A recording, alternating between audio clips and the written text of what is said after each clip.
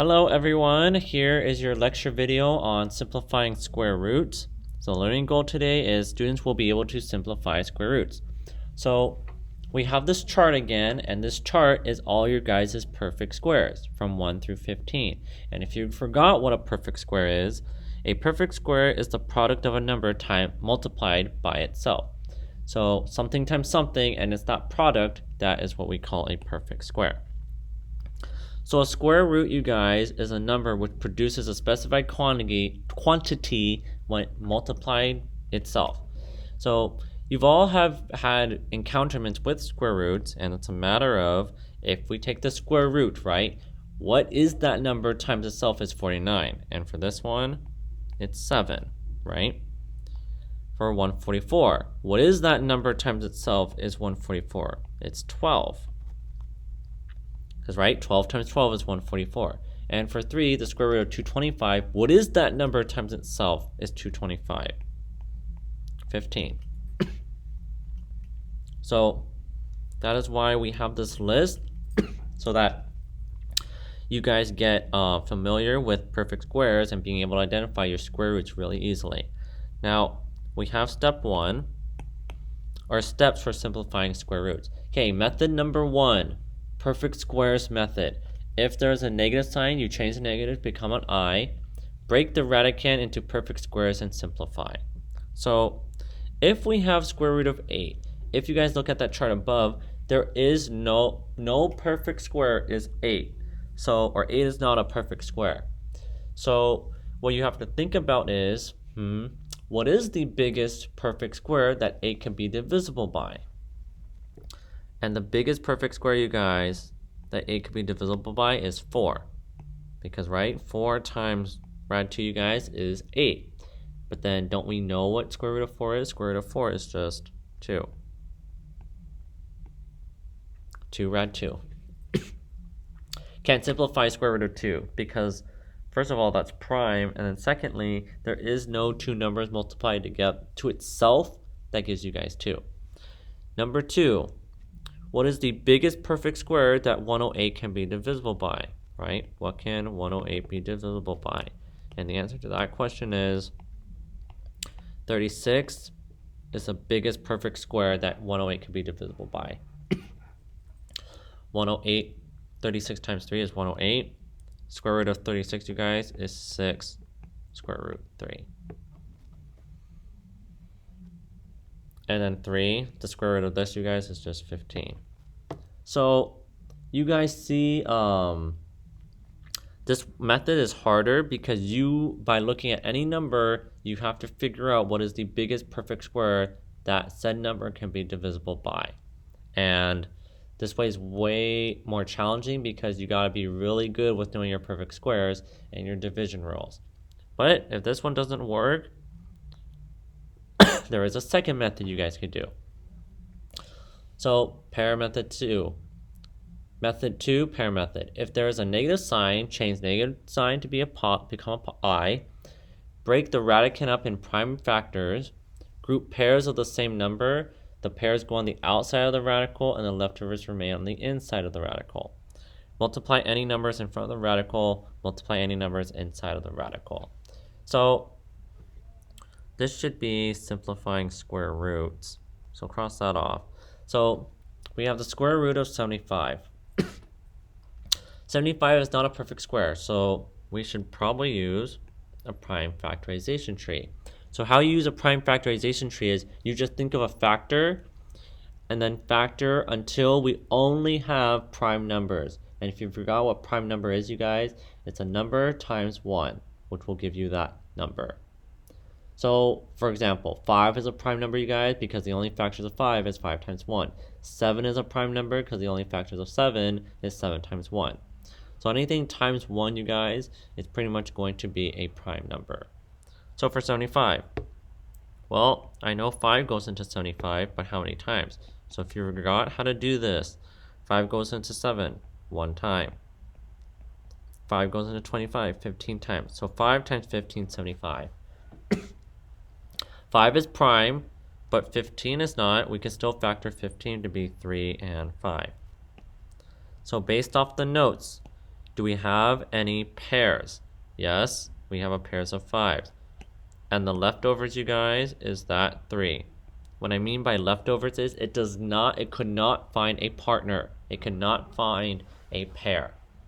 So reading the notes, the pair goes on the outside. So the pairs of 5s is on the outside of the radical. And then the leftover, you guys, is 3.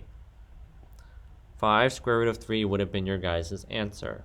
Now, some of you must be thinking, okay, if we found a pair of 5s, why isn't there 2 5s here, right? So let me ask you guys this question. Isn't this tree inside of the square root, right? And all of these are pretty much square roots. Now here's the question. Isn't 5 times 5 25, you guys, right? And what is the square root of 25?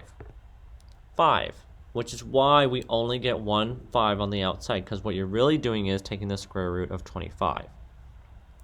Now, if you guys have a negative, just remember this. The imaginary number I is equals to the square root of -1. So what we really could do is describe it like this, right? But then this, you guys, is I, so we just have square root of 108 I. And then you guys just treat this like you normally would. So figuring out factors of 108, 2 times 54, factors of 54, 2 times 27, factors of 27, 3 times 9, factors of 9, 3 times 3.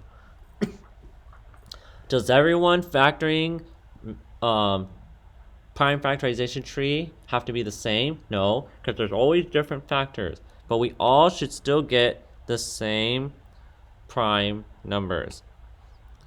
Pairs of 2s. Find your pairs of 3s. And we have a leftover of a 3. So the pairs go on the outside. So we got pairs of 2. We got a pair of 3s. Square root, any leftovers? We had this leftover of a 3. So that's on the inside. I. 2 times 3, 6. Square root 3, I. And then number 3, you guys, the negative sign, it's really 225 times I, because I is square root of -1. And you guys, this is also a perfect square. 15 times 15 is 225. So 15I. Okay, so we have these dojos. So what you guys should do is practice these and see how you guys do. So pause the video and then come back and then I'll go over them.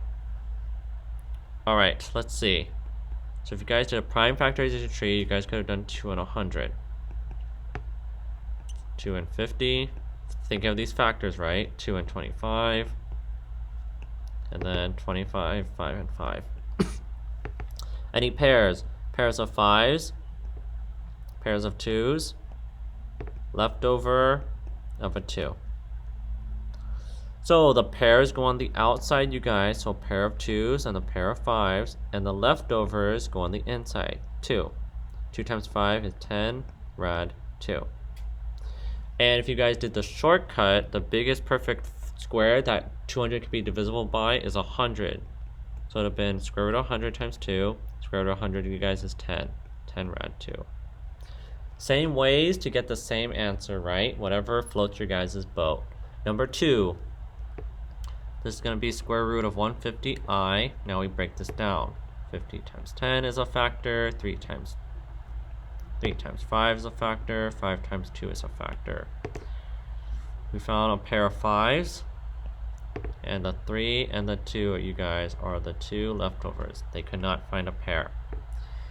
So we got the square root. The 5 is on the outside. That's the pair, you guys. On the inside, it's your guys' 2 leftovers. And don't forget your I. And then 3 times 2, you guys, is 6. So 5 square root of 6i. And number 3, we could factor this into being 36 times 10. 36 can be 6 and 6, 3 and 2, 3 and 2, and 5 and 2. We got pairs of 3s, pairs of 2s, and leftovers of 5 and 2. So pairs go on the outside of the square root, you guys. 3 times 2. And then on the inside, leftover is 5 times 2. 3 times 2 is 6. 5 times 2 is 10. 6 square root 10. And again, if you guys want to do this a quick way, the biggest perfect square that can go into 150 is 25 times 6. And we would get 5 rounded 6 I. The biggest perfect square that could have gone to 360, you guys, square root of 36 times 10 for 6 rad 10.